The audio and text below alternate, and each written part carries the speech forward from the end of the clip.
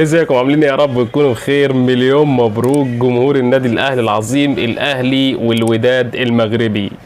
فوز النادي الاهلي على الوداد المغربي في القاهرة بيقرب الاهلي بشدة من البطولة قبل ما يروح المغرب. الفوز هنا في القاهرة خصوصا بنتيجة كويسة ده ممكن الى حد ما، لسه البطولة ما خلصتش طبعا، ولسه النهائي هناك في المغرب صعب، ولسه ما فيش حاجة خلصت، ولكن بنسبة كبيرة انت بتحط رجلك في ال11 ان شاء الله يا اهلي.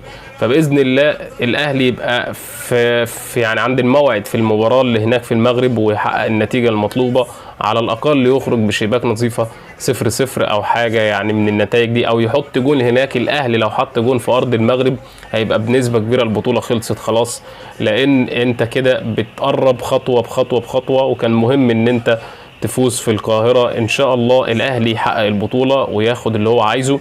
وعمرو اديب بيعلق بقى وبيبقى خلاص، يعني زي ما انتم عارفين زملكاوي معروف يقول لك خلاص الاهلي ادهشنا.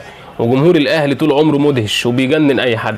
جمهور الاهلي عامل قلق لكل الناس في كل العالم، يعني حتى كولر نفسه، مش عمرو اديب بس، كولر نفسه بيقول قبل ماتش الاهلي والوداد طبعا كمان من زمان، وهو بيقول ان الاهلي جمهوره، انا ما اعرفش ان جمهور الاهلي بالشكل المرعب ده، انا ما شفتش كده في العالم.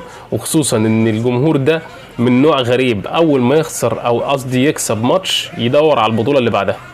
فالاهلي عنده جمهور عالمي، جمهور كبير، جمهور لا يمكن يعوض.